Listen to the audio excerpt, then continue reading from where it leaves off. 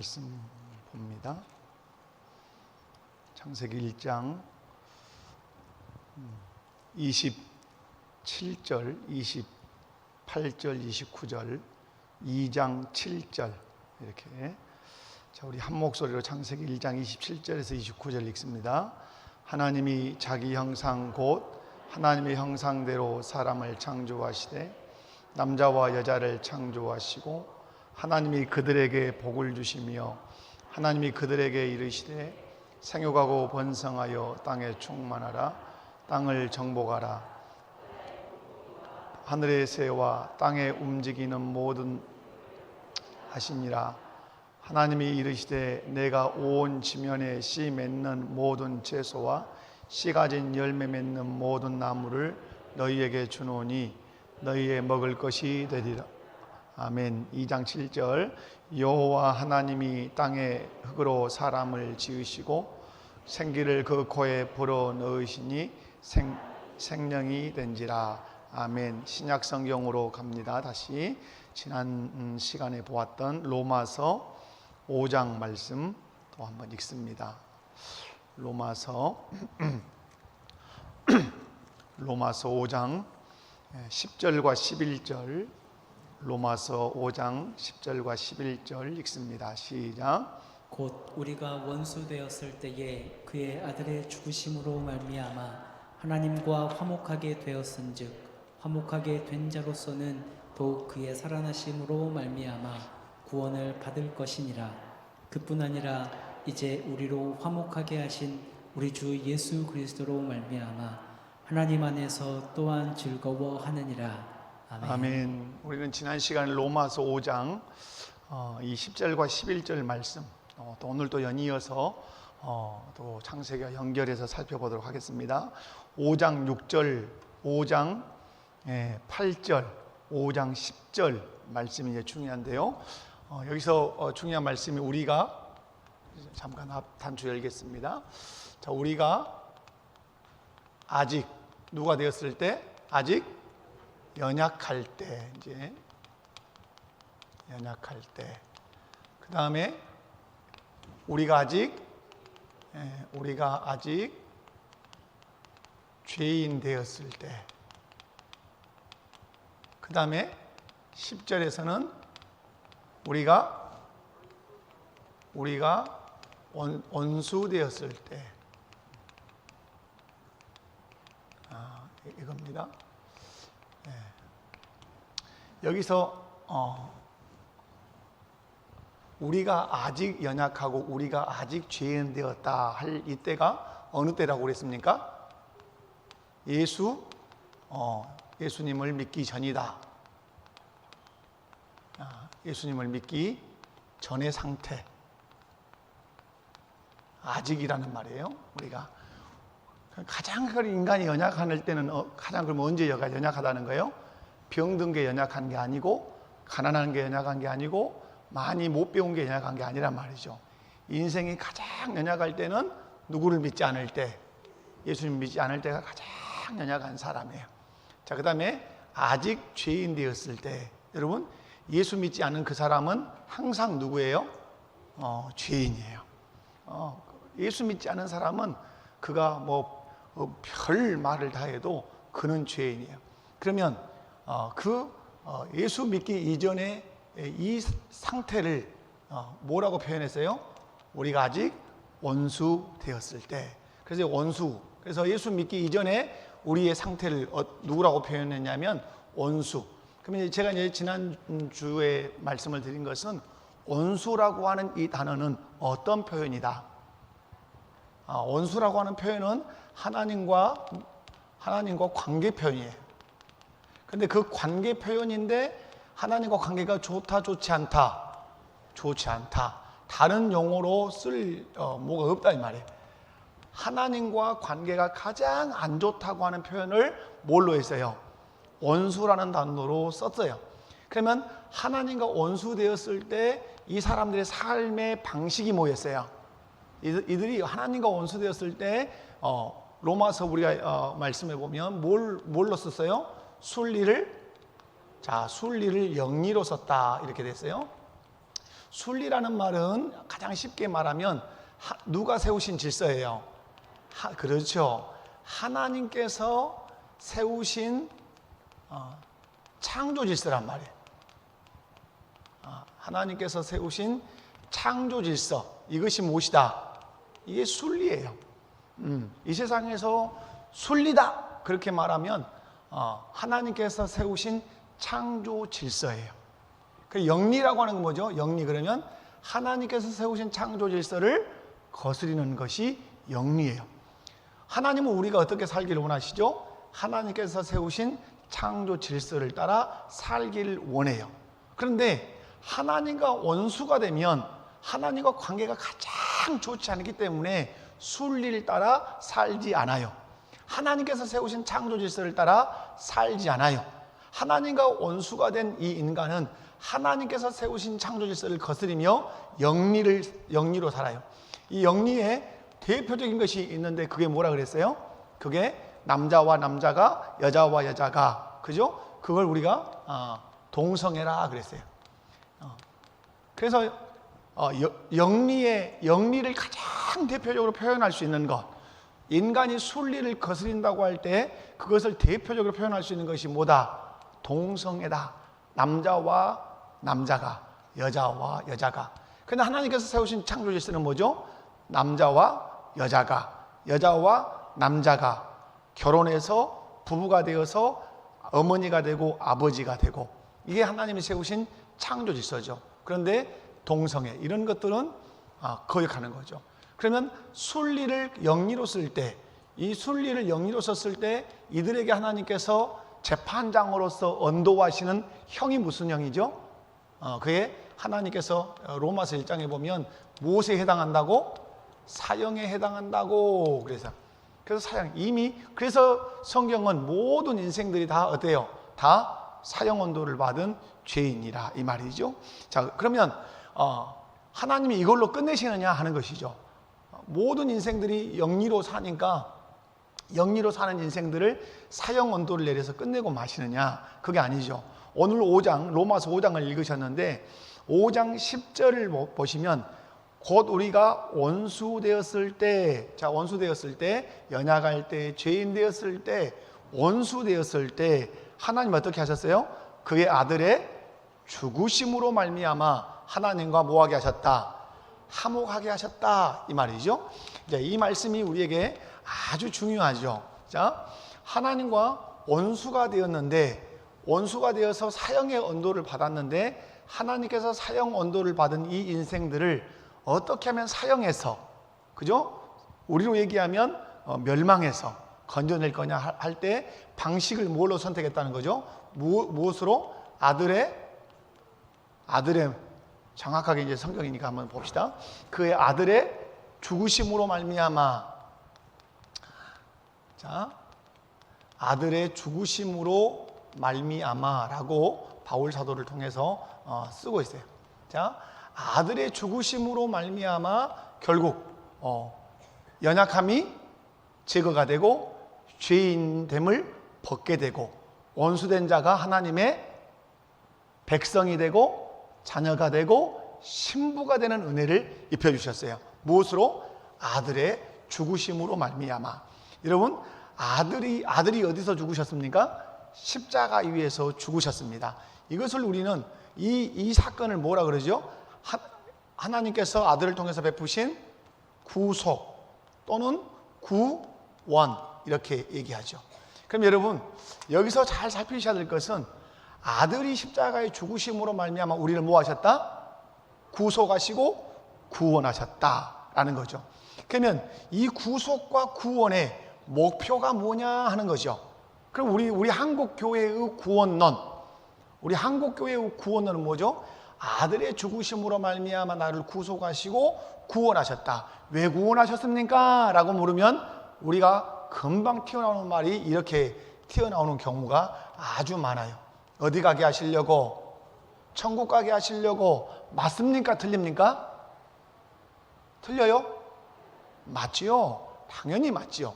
자, 여러분, 아들의 죽으심으로 말미암아 우리를 구속하시고 구원하시는 것은 천국 들어가게 하실. 그런데 여기서 이 천국이라고 천국 들어가게 하시려고 라고 하는 이제 이 천국의 개념이 우리에게는 매우 중요해요. 천국. 그러면 천국이 무엇입니까? 라고 물으면 여기서부터 우리의 신앙의 관점이 바뀌기 시작하는 거야. 자, 천국이 무엇입니까? 라고 하면 이렇게들 많이 말하죠.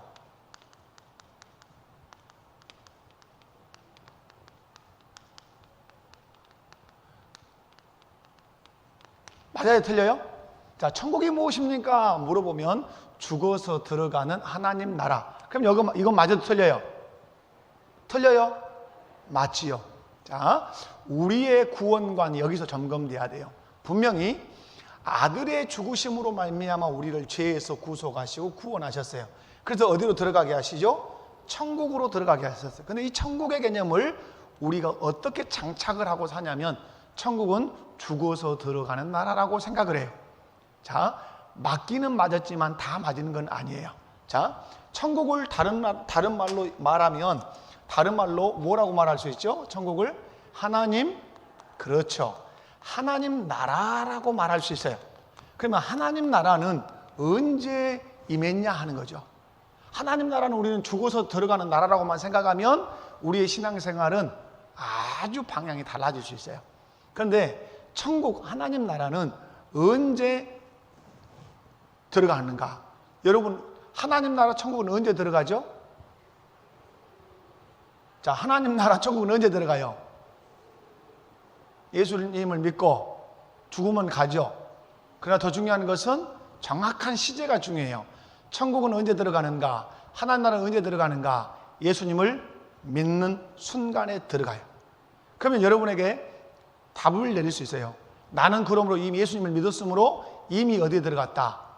그렇죠. 그러면 여러분, 하나님 나라가 이 세상에 임했다고 할 때 하나님 나라가 언제 이 세상에 임했을까요? 하나님 나라는 죽어서 가는 나라만이 아니라 이미 내가 이 땅에 살고 있는데 예수님을 믿음으로 말미암아 하나님 나라에 이미 들어갔단 말이에요. 그런데 여러분, 이 하나님 나라가 언제 임했냐라고 할 때 가장 쉽게 얘기하면 예수님의 어느 때? 초림 때. 하나님 나라는 예수님의 초림 때 이 세상에 임했단 말이에요. 이미. 그죠? 그러면 이미 지금 하나님 나라가 임했어요? 임하지 않았어요? 임했죠. 그리고 나는 예수님을 믿음으로 하나님 나라에 들어갔죠.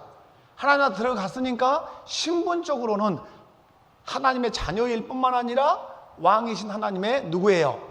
백성이죠. 그래서 영접하는 자 곧 그 이름을 믿는 자들에게는 하나님의 자녀된 권세를 주죠. 그러면 여러분, 천국에서 이 권세가 천국 내세에 죽어서 들어가는 나라에서 이 권세가 실상 필요할 것 같아요? 없을 것 같아요? 이제 헷갈린 거 아니에요? 죽어서 들어가는 나라에 내세에 죽어서 들어가는 나라에 자녀로서의 권세가 필요할 것 같아요? 필요하지 않을 것 같아요?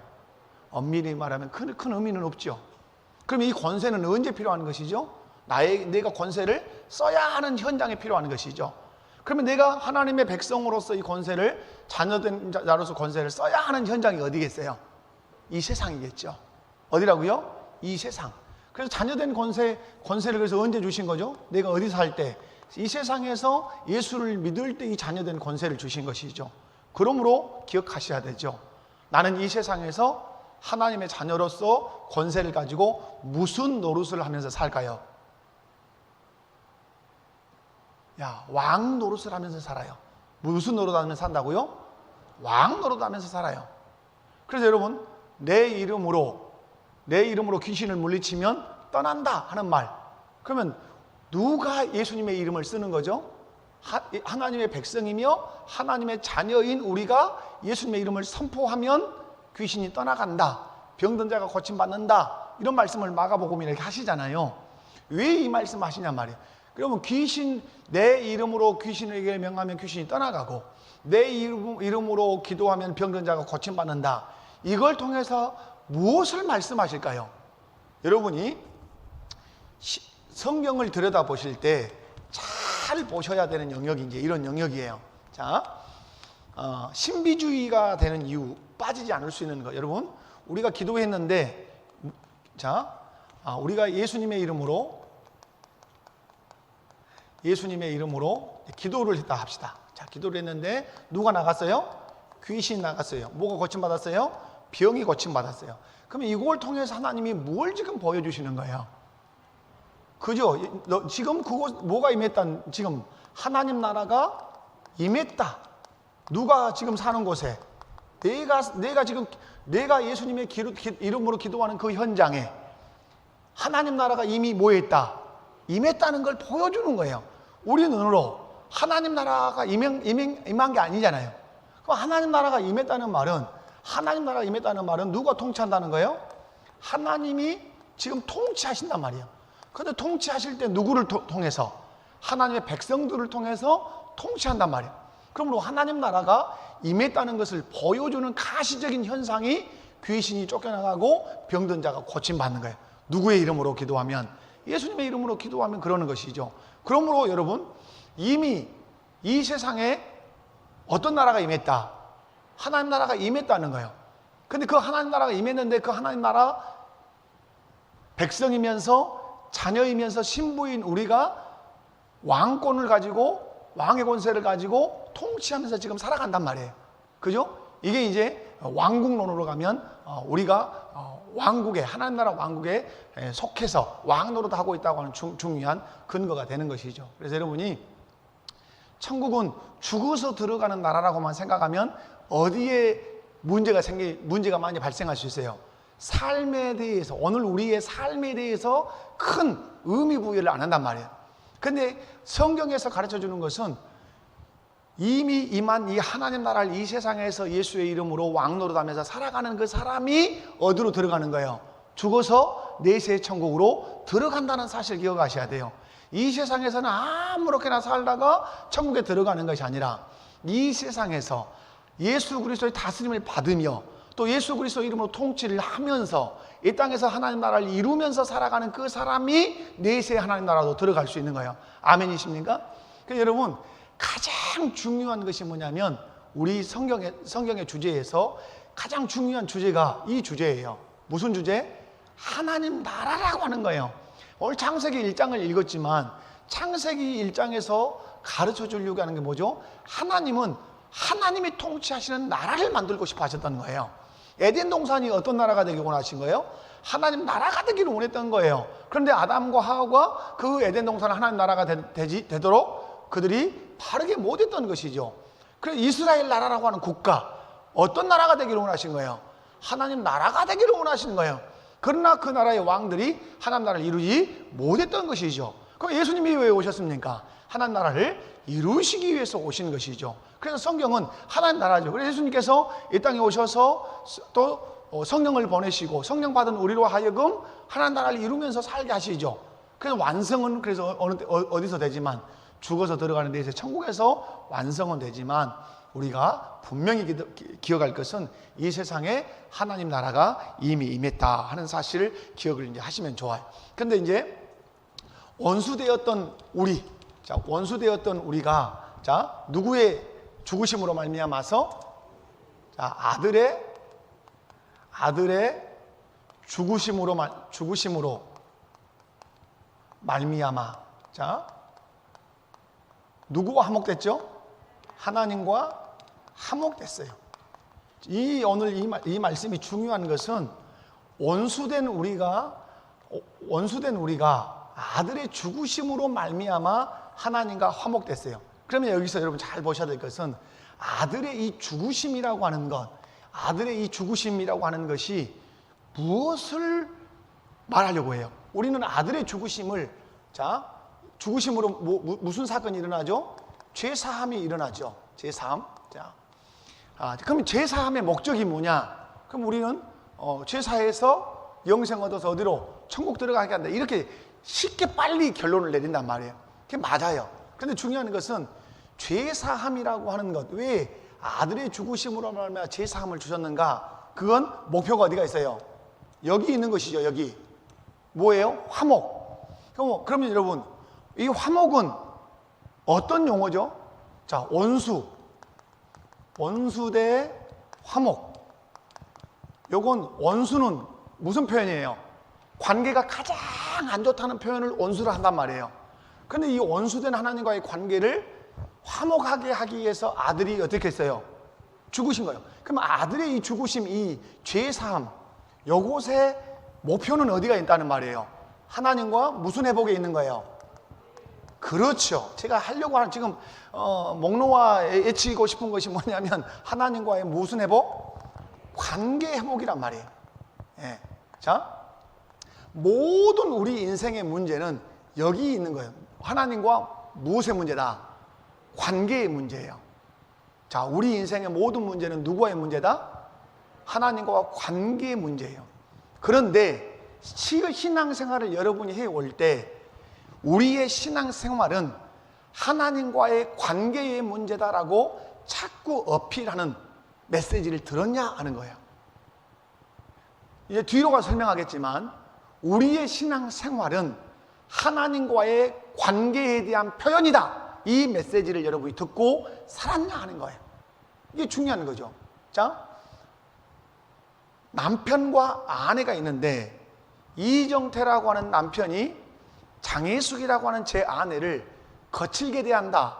그럼 이 거침이라고 하는 것은 장혜숙과 이정태의 관계가 좋다, 좋지 않다? 좋지 않다는 표현이죠. 그러니까 여러분 항상 기억하셔야 될 것은 우리의 행위, 우리의 행동, 이것은 누군가에 대한 무슨 표현이에요? 그죠? 누군가에 대한 관계 표현이라는 사실을 결코 잊지 않으셔야 돼요. 관계 표현이에요. 자, 누군가가 나한테 말을 걸어오는데 내가 말을 투박스럽게 탁 쏘아붙인다. 관계 표현이죠. 너와 나는 관계가 좋지 않아. 이렇게 표현하는 거예요. 그런데 누군가가 나에게 아주 중요한 부탁을 해오는데 그래? 말해봐. 내가 도와줄게. 함께 기도하자. 이렇게 다가선다면 그 사람과 나의 관계는 어떠하다? 좋다 이 말이에요. 자, 신앙생활의 표현, 우리의 모든 표현은 그러므로 누구와의 관계 표현인가? 하나님과의 관계 표현이라는 사실 절대 잊지 않으세요. 그 신앙생활은 딱 정리하셔야 돼요. 신앙생활은 하나님과의 관계의 표현이다. 하나님과 나와의 관계에 대한 표현이라는 사실을 기억을 하셔야 돼요. 이것을 염두에 두지 않아요. 하나님과 내가 사이가 좋다고 하는 것을 표현해내는 것, 하나님과 나의 내 관계가 좋다고 표현해내는 것이 우리의 행동이에요. 집에 있든지 가정에 교회에 있든지 직장에 있든지 내 모든 말과 행동은 하나님과 나의 관계를 표현해내고 있다는 사실이에요. 자, 그런데 우리가 하나님과 관계가 누구였어요?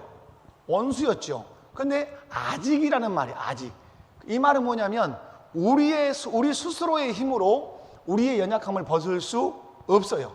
우리 스스로의 힘으로 죄인의 길에서 벗어날 수 없어요. 우리 스스로 그래서 늘 원수로 순리로 쓸 것을 영리로 쓰고 살았어요. 그런데 우리가 우리 스스로의 힘으로 이 연약함과 죄인됨을 벗을 수 없으니까 하나님이 특단의 조치를 취했는데 그의 아들 예수님을 죽게 하셨어요. 왜 죽게 하셨죠? 여기에는 하나님과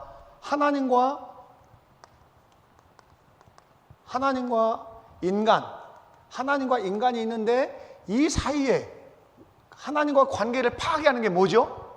죄죠, 죄. 여러분이 기억하셔야 될 것은 하나님과 인간의 관계를 파괴하는 건 뭐다? 죄예요, 죄. 그럼 그 죄가 뭐예요? 그 죄. 여기서 여러분 죄의 정의를 분명하게 하셔야 되죠. 하나님과 우리 인간의 관계를 파괴하는 건 죄다 했는데 그럼 그 죄가 뭐냔 말이에요. 무엇이라고요?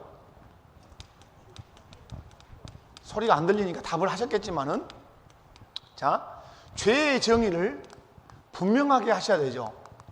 우리는 죄 그러면 항상 윤리적인 개념 또는 도덕적 개념으로 죄를 생각하기 쉬워요. 물론 죄예요. 도둑질, 거짓말 이런 것을 죄라고 생각해요. 그러나 성경이 원천적으로 죄의 정의를 말할 때 도둑질, 거짓말, 살인 이건 저 뒤에 있는 것이에요. 뿌리에 죄가 있어요. 근본에 죄가 있단 말이에요. 그게 뭐죠? 그렇죠. 그것을 다른 말로 하면 하나님과 뭐가 파괴된 거예요? 하나님과 관계가 깨진 거예요. 관계 깨짐, 관계 파괴, 이게 죄란 말이에요. 그럼 언제 하나님과 관계가 파괴되죠? 하나님과 우리가 언어적으로 얘기하면 하마르티아, 궁사가 활에다가 화살을 놔서 슝 쏘면 어디로 가야 돼? 이게 관역으로 들어가서 관역이 딱 맞아야 된단 말이에요. 그런데 관역이 안 맞아. 그러면 이것은 궁사가 활을 제대로 못 쐈다는 말이에요. 마찬가지로 하나님께서 우리에게 우리 인생 가운데 정해주신 목표가 있단 말이에요. 그런데 이 목표에 맞는다 못 맞는다?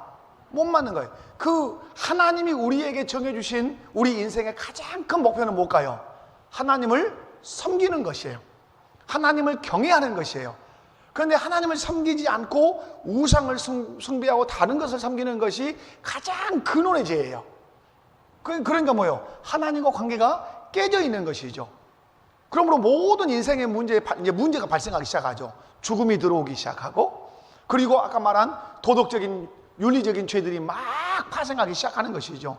그러면 모든 죄는 어디에서부터 나오기 시작하는 거예요? 하나님과의 관계가 파괴됨으로 말미암아서 죽음을 비롯한 수없는 죄들이 나온 거예요.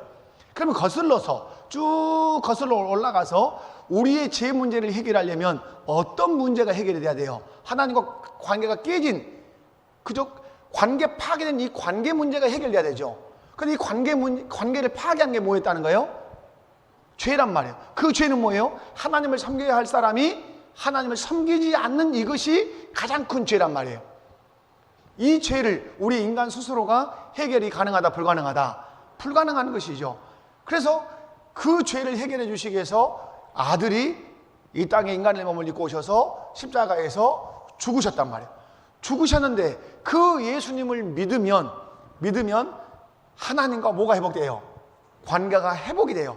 관계가 회복이 되면 이 사람은 알아봐요. 무엇을? 하나님이 싫어하시는 죄가 무엇인가를 그때부터 알아보기 시작한단 말이에요. 그래서 하나님이 싫어하시는 것들을 진절머리 치면서 싫어하게 되는 상황이 우리에게 이제 우리의 삶이 되는 것이에요. 그래서 여러분, 예수님께서 십자가에 못 박혀 죽으신 것은 다른 것이 아니란 말이에요. 죽으심으로 죄를 사해요.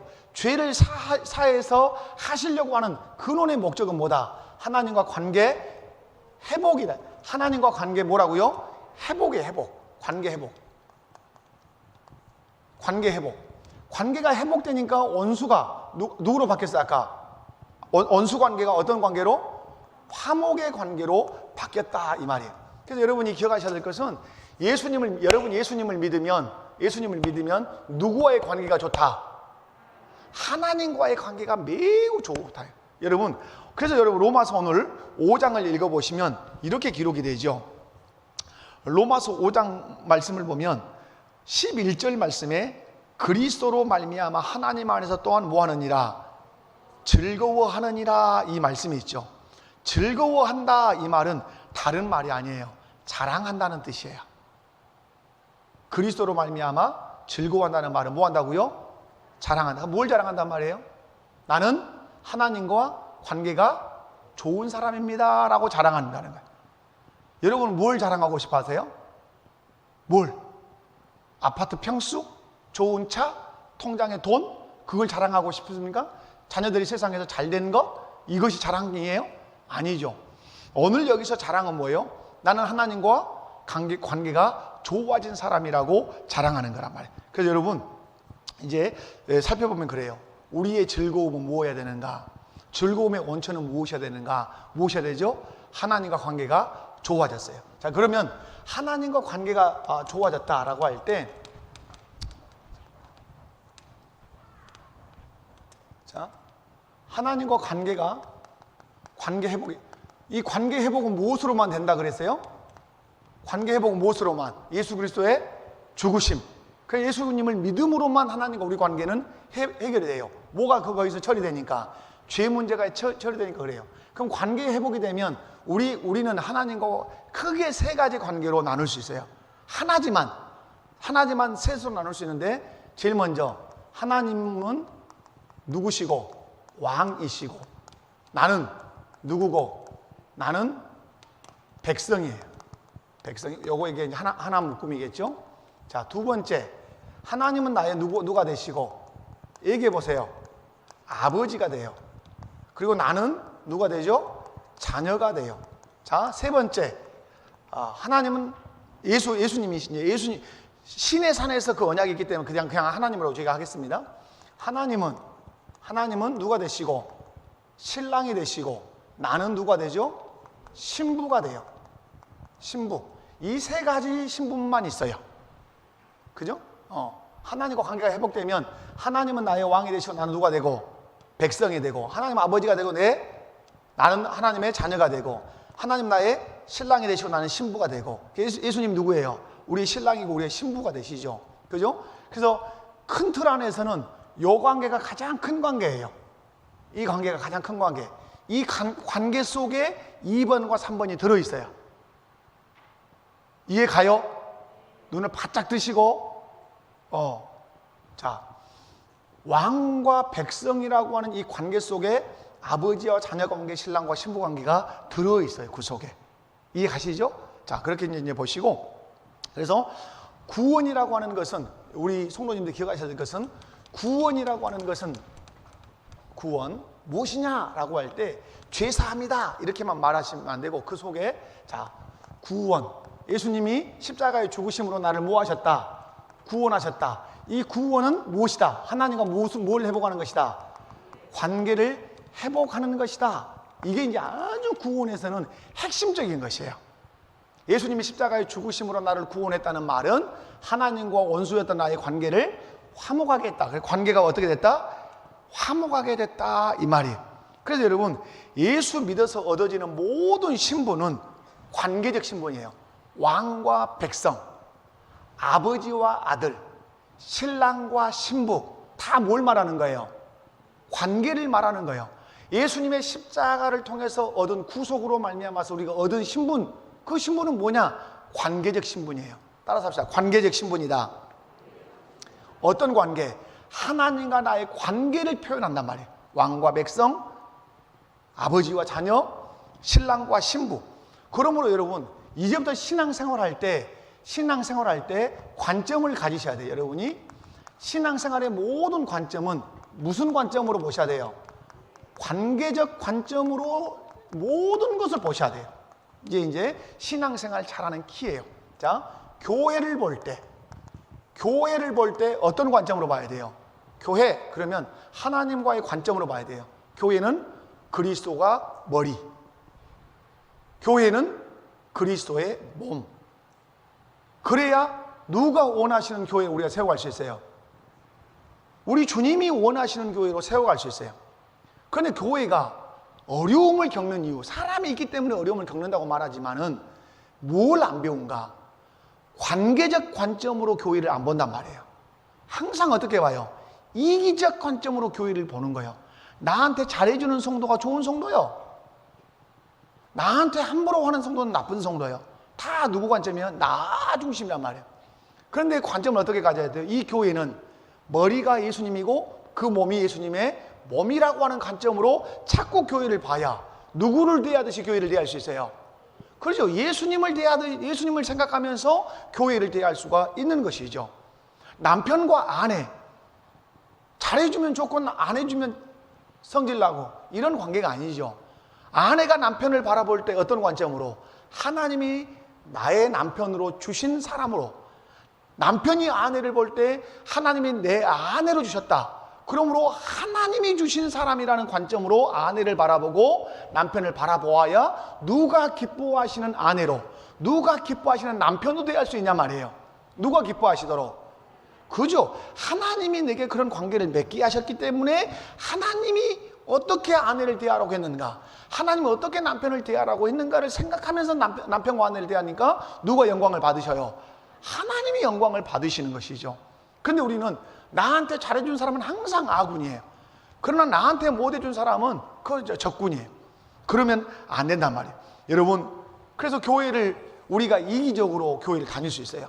그래 막 파당이 갈라지고 막 이러는 거란 말이에요. 여러분 교회를 바라볼 때도 누구의 관점에서? 하나님과의 관점에서. 그래서 여러분 보십시오. 사람을 대할 때도 예수님께서 이렇게 말씀하시죠. 소자 얘기하시죠. 소자. 아주 어린 사람이라는 말도 되고 아주 연약한 사람이라는 말도 돼요. 이 소자에게 냉수 한 그릇을 대접하면 누구 대접한 거다? 나를 대접한 거다. 그 관점이 뭐예요? 예수님을 생각하면서 소자를 바라보란 말이에요. 그러니까 항상 관점이 뭐죠? 하나님과의 관계에서 사람을 대할 줄 알아야 주님이 원하시는 그 인간관계를 맺을 수 있다는 사실을 가르치시는 거죠. 여러분, 베드로에게 예수님께서 마지막에 말씀하죠. 내 양을 먹이라, 내 양을 치라, 뭐 내 어린 양, 이런 말씀하신단 말이에요. 내 양이라고 말씀한단 말이에요. 그거 뭐예요? 네가 나를 그러면서 물어보시오. 네가 나를 사랑하느냐? 제일 먼저 점검을 어디서부터 했어요? 주님과의 관계를 점검하시고 주님의 것을 맡겠단 말이에요. 그럼 뭐 네가 나와의 관계가 좋다면 내가 맡긴 양을 잘 칠 거라는 거죠. 그러니까 예수님이 우리에게 늘 염두에 두기를 원하시는 건 뭐죠? 주님과의 관점, 주님과의 관계. 그러므로 여러분이 신앙생활 잘하는 게 뭐예요? 예배 뭐예요? 예배. 예배라고 하는 거, 오늘 예배라고 하는 게 뭐죠? 내가 내 예배를 받으시는 하나님과 어떤 관계인가를 표현하는 거예요. 여기서 나는 하나님과 정말 좋은 관계입니다 라고 하는 것을 여러분 이 자리에 뭘로 표현하는 거예요? 예배로 표현하는 거예요. 또 이 자리에 나와서 힘있게 찬양하고 말씀을 또렷하게 잘 듣고 아멘으로 하다 보면서 나는 이 예배를 받으신 하나님과 좋은 관계라고 하는 것을 예배의 태도로 표현하는 거란 말이에요. 우리의 모든 행위는 그래서 누구와의 관계를 표현하는 것이다. 하나님과의 관계를 표현하는 것임을 여러분 절대로 잊으시면 안 돼요. 그래서 오늘 로마서 5장 11절 아까 말씀했잖아요. 우리가 하나님 안에서 즐거워한다. 이 즐거워한다는 말은 무슨 뜻이라고 그랬어요? 자랑한다. 누구와의 관계가 좋다. 원래는 우리의 관계는 누구였는데? 원수 관계였는데 예수 그리스도의 죽으심이 내 죄를 사하시는 그 죽으심이라는 사실을 내가 받아들임으로 말미암아서 원수 관계가 청산되고 하나님과 왕과 백성, 아버지와 아들, 신랑과 신부의 관계로 완전히 회복되어서 화목한 사람이 됐단 말이에요. 그것을 즐거워한다는 말은 즐거워하면서 자랑한다는 뜻이에요. 나는 하나님과 원수였는데 하나님과 관계가 너무너무 좋아졌어요. 하나님과 관계가 너무너무 좋아졌기 때문에 나는 이 시간에 예배하러 이곳에 나왔어요. 그래서 그 좋은 관계를 그냥 내가 예배할 수 없어서 힘을 다해서 찬송해요. 말씀을 들을 때는 내게 주신 말씀이라 내가 기쁨으로 아멘으로 화답하고 들어요. 이 표현이 다 누구에 대한 표현이에요? 하나님과 관계가 내가 좋아졌다고 하는 것을 그렇게 표현으로 막 깨낸단 말이에요. 그럼 여러분 예배가 어떤 예배여야 돼요? 하나님과 내가 관계가 좋아졌다는 사실을 무엇으로 표현해내는 거예요? 이 예배를 통해서. 여러분이 또 사회에서 사회생활 할 때도 똑같죠. 힘들고 어려운 정말 직장생활 하는 분들 얘기를 이렇게 이제 저도 상담을 한 번씩 들어보기로 하면 정말 어려움을 주는 상사가 있기도 하고 정말 나를 어렵게 하는 이 부하 직원이 있는 분들을 이렇게 들어요. 그러면 그때 해야 되는 게 뭐죠? 내가 잘못해서 당하는 고난이 아니라고 하면 야고보서나 베드로 사도가 말할 때 잘 참아라. 그리고 뭘 보여줘라? 그리스도의 사랑을 잘 보여줘라.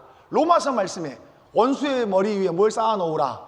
숯불을 쌓아놓아라. 정말 계속 잘해줘 버려라. 뭐 할 때까지? 그 사람이 무한하고 얼굴이 뜨거워질 때까지 잘해줘 버려라. 그래서 그 사람이 물어보면 왜 내가 당신한테 그렇게 함부로 대하고 막대하는데 그렇게 나를 잘해주시냐고. 내가 진짜 이제는 창피해서 당신한테 내가 이제 다음부터 그렇게 하지 않겠노라고. 그렇게 말할 때 우리가 뱉어내야 되는 말은 뭐예요? 나는 하나님과 관계가 너무너무 좋아서 그 하나님이 내게 당신 같은 사람들을 향해서 끊임없이 사랑으로 대하라고, 당신이 그렇게 해올 때 인내하라고 말씀했기 때문에 내가 그렇게 했노라고.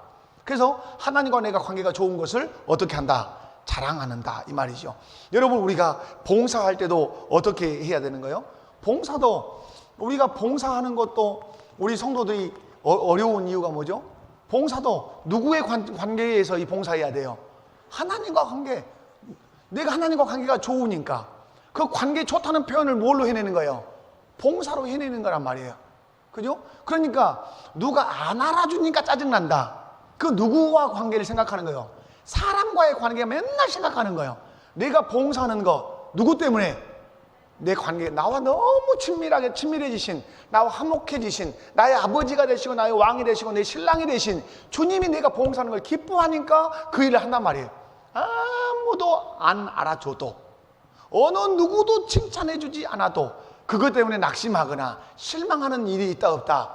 없어요. 없어. 여러분, 다윗이 광야에서 홀로 양을 쳐요. 근데 양을 칠 때 그가 짜증을 부리고 막 그러지 않았단 말이에요. 그게 왜 그렇습니까? 그는 누구와의 관계가 좋으니까 홀로 서기에 귀재가 된 거죠. 하나님과, 여러분 보십시오. 다윗의 시편이 뭐 별다른 다른 게 아니죠. 홀로 있을 때 하나님과의 관계를 표현한단 말이에요. 해와 달아 찬양하라, 광명한 별들아 찬양할지어다. 이게 왜 이게 나와요? 아무도 없는 거예요. 저는 어렸을 때 소를 뜯겨봤어요. 아버지가 소 뜯겨라 그래. 그러면 소를 몰고 가. 들녘에 사람이 있어요? 아무도 없어요. 소하고 나하고 둘이밖에 없어요. 그러면 소한테 너는 배부르냐? 이런 말을 할 수가 없는 거예요. 그런데 여러분 가만히 여러분 어릴 때 생각해 보세요. 혼자 시부렁시부렁 해요, 안 해요? 안 해봤어요? 소 뜯기면서 어릴 때 혼자 시부렁시부렁 한단 말이에요. 혼자 말해. 소한테도 말하고 나비한테도 말하고. 그런데 다윗이 어떻게 말한 거예요? 다윗은 하나님과 관계, 다 하나님 찬양한다. 회하다라 하나 여호와를 찬양할지어다, 광명한 별들아 찬양할지어다. 누구 생각하고 있는 거예요? 계속 하나님을 생각하고 하나님과 그 관계를 막 표현해내는 거예요. 그게 시편 아니, 다윗의 시편. 그러므로 혼자 있다 해서 안 알아준다 해서 그거 가지고 짜증을 내는 것은 사람을 생각만 하는 거예요. 여러분, 봉사도 그래서 누구와의 관계를 표현해내는 것이다. 하나님과의 관계를 표현해내는 것이다. 자, 정리하면 이런 거예요. 자, 하나님, 우리가 예수 그리스도를 믿을 때 크게 두 가지를 믿어야 된다 이렇게 말하죠. 뭐가 뭘 믿는 거예요? 항상 존재와 사역을 믿는 거죠. 존재와 사역을 믿어요. 그러면 하나님의 사역은 크게 두 가지예요. 크게 두 가지. 뭐가 무엇이에요? 그렇죠. 이제 말이 통해가서 좋아요. 창조와 구속이죠. 그럼 이 창조와 구속이 결국은 뭘 말할까요? 창조와 구속이, 자, 창조하신 하나님, 여러분을 창조하신 하나님, 근데 죄에 빠졌어. 그 죄에 빠진 나를 구속하신 하나님, 창조하신 하나님, 여러분을 창조하신 하나님이 여러분을 향해서, 구속하신 하나님이 여러분을 향해서 하신다면 무슨 말씀할 거예요? 너는 내 것이다 이 말이에요. 창조와 구속은 다른 걸 말씀하려고 하는 게 아니에요. 너는 누구 것이다? 내 것이에요. 너는 내 것이라는 말은 뭐예요? 관계를 말하는 거예요. 관계. 내가 피로 샀다. 너는 내 것이다. 그러면 우리의 신앙생활은 다른 게 아니란 말이에요. 하나님의 것으로서 살아내는 것, 하나님의 것으로서 내가 예배생활하는 것. 그러므로 우리의 모든 행위는 하나님과의 관계에 대한 표현이란 말이에요. 그러니까 여러분이 관계가 안 좋으면 부인한테 주먹질 할 수 있는 거죠. 그죠? 관계가 안 좋으니까. 하나님 전혀 없는 사람은 그 짓거리를 하는 거죠. 내가 근데 하나님을 너무너무 사랑해. 그죠? 나를 위해서 독생자 예수를 보내주시기까지 나를 사랑하시는 주님, 그 하나님만 생각하면, 그 예수님만 생각하면 뼈가 떨리고 그 주님의 뜻에 부응하지 못하는 것이 한이 되고 그래. 근데 아내가 내 앞에 탁 서서 설거지를 하고 있어. 그러면 여러분 그 아내를 어떻게 봐야 돼요? 하나님이 내 사랑하는 나를 아내를 주셨는데 어떻게 이 아내를 대하라고 했는가를 떠올리면서 아내를 대하겠죠. 그러면 어떻게 말 한마디? 여보, 고생하여 수고하여 당신의 수고로 내가 오늘 맛있게 밥을 먹었어. 이런 말이 나오겠어요, 안 나오겠어요? 전혀. 그죠? 남편이 퇴근해서 지친 모습으로 들어와. 그러면 아내는 왜 인자 들어왔냐, 남자가 왜 박력 없는 모습으로 그렇게 들어오냐, 어디서 구사리를 들었냐, 막 이렇게 할 게 아니죠. 탁 들어오면 하나님과 관계가 좋은 사람이 뭐죠? 하나님이 내게 정말로 좋은 내 남편을 주셨구나. 그러면 하나님이 내 남편을 어떻게 대하라고 하는가? 그래, 사라가 아브라함을 주라 고백했던 것처럼 그러면 이 남편을 향해서 표현하겠죠. 어떤 표현? 하나님과 관계에서 나오는 막 표현들을 하겠죠. 그때 남편이 어째요? 그 피로를 잊고, 야, 역시 하나님이 주신 내 아내구나 라고 하면서 힘을 얻고 또 세상으로 나가서 또 승리하면서 살아갈 거 아니에요. 사랑하는 성도 여러분, 말씀을 정리하면 그렇습니다. 화목이라고 하는 것, 이것은 그냥 얻어진 게 아니에요. 아들의 무엇으로 얻어진 거예요? 죽으심으로 얻어진 거예요. 파괴된 관계가 회복될 수 있었던 것은 아들의 무엇이에요? 죽으심으로만, 이것으로. 그래서 여러분, 사람과 관계가 깨질 때도 화목하는 게 쉬워요? 쉽지 않아요? 쉽지 않아요. 죽어야 화목됩니다. 어떻게 화목된다고요? 여러분, 남편과 아내가 왜 팽해가지고 긴장감이 있는 줄 아십니까? 왜 그러죠? 안 죽었으니까 그래요. 안 죽었으니까. 안 죽으니까 무슨 싸움을 하는 거예요? 기싸움을 계속 하는 거예요. 예수 그리스도와 함께 십자가에서 죽은 남편, 예수 그리스도와 십자가에서 죽은 아내는 화목을 더 크게 생각해요. 네가 이긴가 보자. 네가 이긴가 보자. 이게 아니에요. 그것보다 내 자존심보다 더 크게 여기는 게 뭐예요? 화목이에요. 화목. 당신과 나의 화목. 그 화목을 통해 누가 기뻐하시도록 하나님이 예수님을 통해서 우리에게 화목하신 그 주님을 하나님을 기쁘시게 하도록 한단 말이에요. 여러분, 우리 나는 옛날에 그렇게 안 배웠어라. 그래가지고 그냥 아내한테 수고했어 말 한마디 못한다는 거. 그래서 우리는 그게 못해요. 여러분, 못해요라는 말이 맞겠어요? 해야 맞겠어요? 해야 맞지요? 해야 맞아요. 우리 연세가 드신 우리 남성 여러분, 저를 원망하지 마십시오. 왜냐하면 제 얘기가 아니라 누가 하신 말씀이에요? 우리 어른들은 박수 치러 가면 박수 안 쳐버려 가만히. 우리 박수 치면 찬양합시다. 그러면 막 왜? 나와 하나님과 관계가 회복될 때 예수 그리스도를 통해서 관계를 회복시켰단 말이에요. 그걸 생각하면 이 손바닥에 불이 나도 부족함이 없어. 뭔 체면이라고 가만. 내가 그러면 누구보다 더 어른이요? 미안한 말이지만 하나님보다 더 어른이요. 만민들아, 손바닥을 치며 경배할지어다. 손바닥을. 어떻게 보면 김일성이, 김정일이, 김정은이 앞에 서 있는 그 인민들보다 우리는 더한 박수로 하나님 앞에 막, 왜? 뭘 생각하면서 치는 거예요? 하나님과 나 관계가 어떻게 회복되는가 자랑하는 거예요. 나는 이렇게 박수 쳐야 할 만큼 나는 하나님과 관계가 회복됐습니다. 이 손바닥에서 피가 절절 흐르도록 쳐도 나는 부족함이 없습니다. 하고 손바닥을 치면서 찬양을 해야 누가 기뻐하세요? 그냥 가만 앉아있어요. 하나님 뭐라고 하죠? 네가 나보다 더 어른이구나. 이렇게 하실 수 있을 것도 같아요. 그러므로 신앙생활은 오늘 하나만 잊지 않으시면 돼요. 원수였어요. 그 원수된 관계를 화목하게 하기 위해서 예수님 십자가에서 죽으셨어요. 그러므로 우리는 하나님과 관계가 회복에 대해서 화목해졌어요. 화목해졌다면 우리의 모든 삶은 무엇의 표현이다? 하나님과 관계에 대한 표현이다. 오늘 11절로 말하면 자랑하면서 사는 거예요. 무엇을? 나는 하나님과 관계가 회복된 사람이라는 사실을 자랑하면서 사는 거예요. 그걸로 즐거워하면서 산다 이 말이에요. 여러분, 예수 믿는 것을 별다르게 생각하시면 안 돼요. 예수 믿는 건 다른 게 아니에요. 나는 하나님과 관계가 회복된 사람입니다. 그러므로 당신 용서할 수 있습니다. 1만 달란트 빚진 자가 100데나리온 10데나리온 100데나리온 빚진 자 용서하는 것. 왜 용서할 수 있어요? 나는 예수님을 통해서 용서받을 수 없는 죄를 용서받았기 때문에 그 정도는 아무것도 아닙니다. 이렇게 쓸고 다녀야 관계 회복된 사람인 것을 표현해내는 거잖아요. 그런데 우리는 조금만 옆에서 누가 오장 건들면 안 먹었다 그러고, 교회 안에서 그런 사람들이 종종 한 사람씩 있어요. 옆에 분들 한번 보고 말해봐요. 나는 아니지요. 긴 것 같아. 나는 아니지요. 그죠? 여러분, 이 감정을 뒤틀고 사는 것이 결코 성경적이지 않습니다. 그죠? 자, 말씀을 정리하겠습니다. 우리는 하나님과 관계적 존재입니다. 아멘. 창조함으로 하나님과 피조물의 관계, 왕과 백성의 관계를 이미 맺었습니다. 그런데 타락했어요. 타락하니까 하나님께서 우리의 관계가 깨지니까 깨진 관계를 회복하기 위해 예수님을 십자가에 못 박혀 죽였어요. 그 예수님을 믿음으로 말미암아 하나님과 우리가 화목하게 됐어요. 백성이 되고 아들이 되고 신부가 됐어요. 이 표현을 해내야 돼요. 어디서? 가정에서, 회사에서, 교회에서 해내야 돼요. 나는 하나님과 관계가 회복된 사람이 올시다. 그것을 표현해내는 가장 클라이막스의 장이 어디예요? 예배예요. 예배. 여러분, 관계가 깨졌으면 항상 그래서 어디를 살펴봐라? 하나님과 관계를 살펴보시라.